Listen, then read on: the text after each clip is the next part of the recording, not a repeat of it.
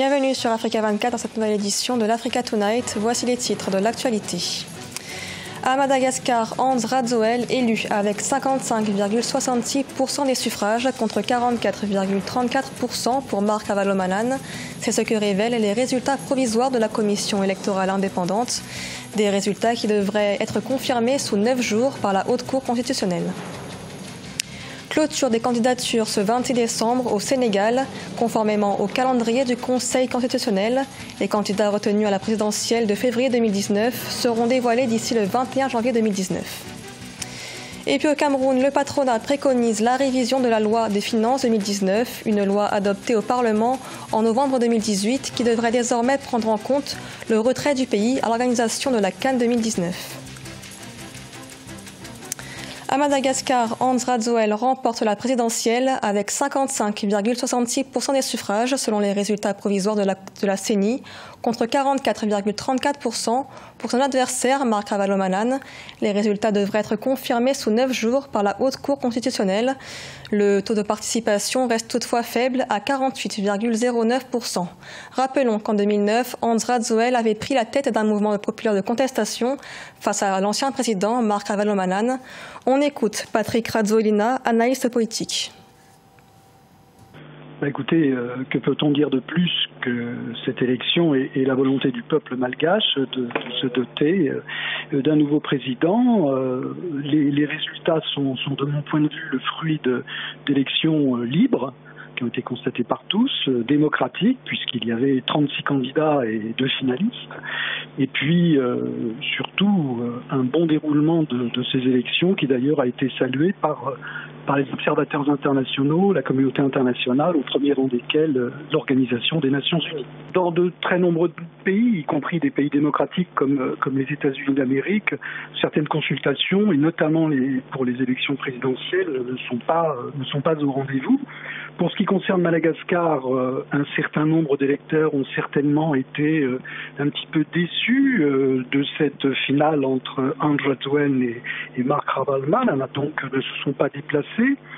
Par ailleurs, un certain nombre d'électeurs n'ont pas trouvé leur carte d'électeur, c'est-à-dire qu'ils ne sont pas allés au Fuktan chercher leur carte et de ce point de vue-là n'ont pas pu voter. Et puis il y avait également un certain nombre de problèmes pour se déplacer pour un certain nombre de nos compatriotes des zones rurales. Mais cela étant, à partir du moment où, comme je l'ai dit, ces élections étaient libres et démocratiques, chacun pouvait s'exprimer librement.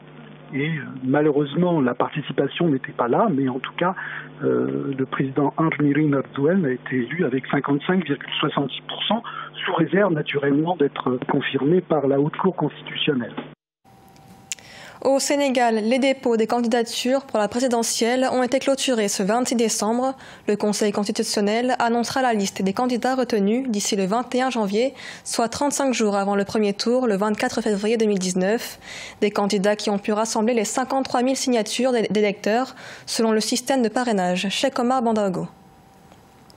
Ils sont près de 20 prétendants au pouvoir à avoir pu récolter au moins 53 000 signatures d'électeurs de tout le pays, car ayant pu déposer leur dossier de candidature pour la présidentielle de février prochain au Sénégal. À la clôture des dépôts ce 26 décembre, le président sortant Macky Sall est perçu comme un véritable favori. On peut le relativiser notablement.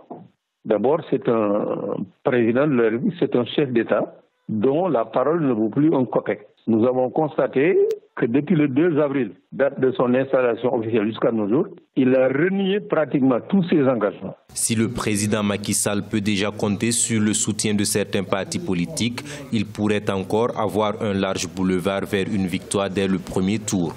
Les candidatures de 2 de ses principaux opposants, que sont Khalifa Sall et Karim Wade, risquent d'être invalidées par le Conseil constitutionnel. Pour le cas de Khalifa Sall, les juristes les plus éminents affirme même que sa candidature ne peut pas être invalidée.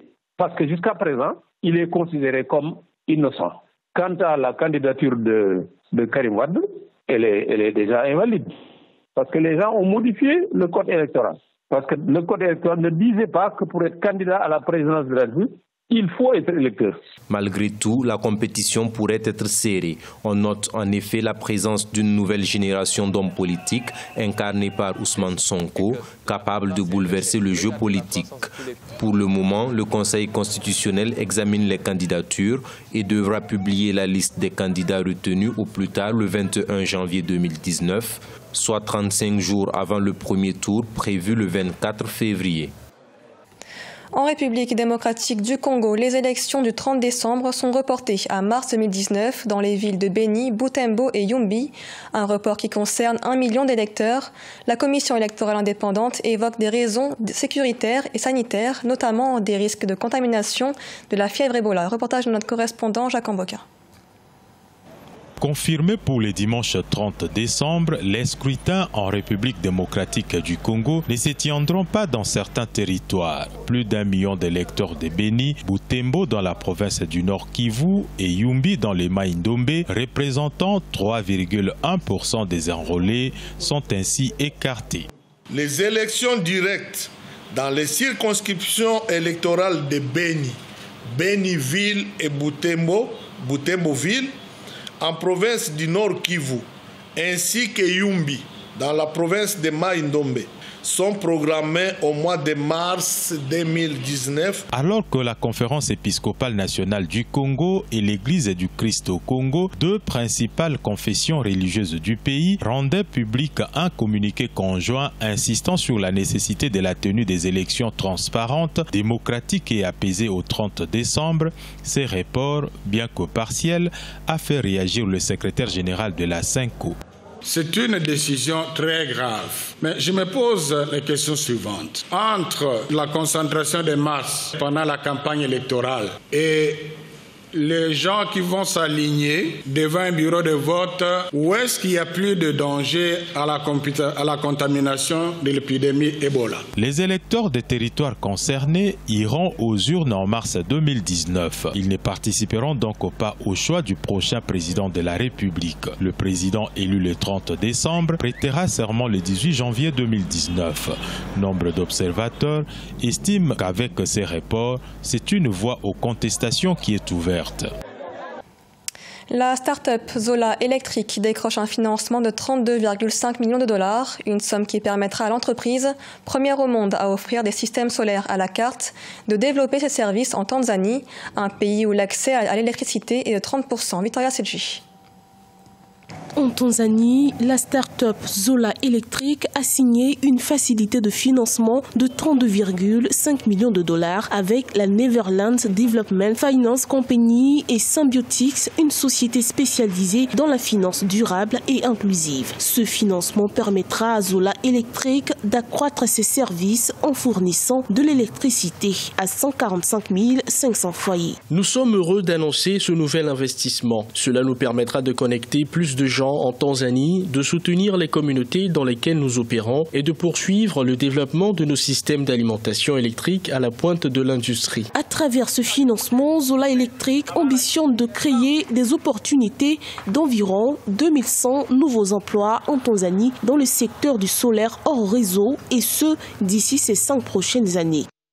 Si on pouvait investir énormément dans l'énergie solaire, ça peut créer des emplois permanents. Le comble, c'est qu'à un certain moment, après une certaine durée d'usage, il faut remplacer les panneaux. Et c'est là que ça pose problème parce que s'il n'y a pas l'usine dans le pays pour produire les panneaux, donc on va toujours faire recours à l'importation des panneaux. Selon la Banque africaine de développement, la forte croissance économique de la Tanzanie, soit 7% en moyenne annuellement, induit une hausse de la demande en énergie qui croît de 10% chaque année. Bien que l'accès à l'électricité s'est accru de 21% entre 2006 et 2016, le niveau demeure faible à ce jour, soit à 30%.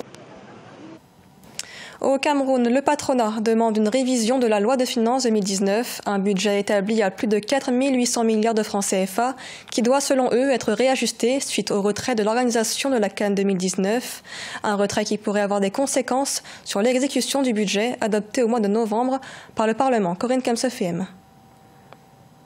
Selon le JICAM, le groupement interpatronal du Cameroun, une révision du budget 2019 s'impose. Ceci en raison du retrait de l'organisation de la Coupe d'Afrique des Nations 2019, décidée le 30 novembre par la Confédération africaine de football. Cette révision devrait, selon le JICAM, s'effectuer avant l'entrée en vigueur de cette loi de finances pour garder la sincérité de cet outil majeur de pilotage de la politique économique nationale. Il vous souvient que dans le programme économique, financier, social et culturel du gouvernement pour l'exercice 2019, présenté à l'Assemblée nationale le 21 novembre 2018, le Premier ministre a cité les préparatifs de la CAN comme troisième enjeu ayant présidé au cadrage budgétaire de l'État. Sans la CAN, il est donc fondé de penser que l'État aura du mal à mobiliser les ressources projetées. Sans la CAN, certaines dépenses ne sont plus à l'ordre du jour. Jusqu'ici, la demande du JICAM n'a pas reçu un écho favorable, d'autant plus que le chef de l'État avait prescrit à la suite de ce retrait la poursuite de la construction des chantiers de la CAN pour leur achèvement dans les plus brefs délais. On continue de construire les stades, on continue d'investir dans les infrastructures. N'oubliez pas que le gouvernement lui-même se donnait un délai de mars 2019.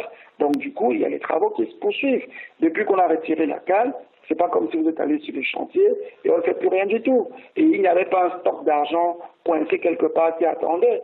Ce sont des dépenses progressives, programmées et qui évoluent avec les ressources de l'État. On rappelle, la loi de finances 2019 du Cameroun prévoit un budget de 4 850,5 milliards de francs CFA, en hausse comparativement au budget de l'exercice 2018 qui était de 4 689,5 milliards de francs CFA. Ce journal a été réalisé par l'ensemble de la rédaction. Merci de l'avoir suivi. L'actualité continue sur Africa 24.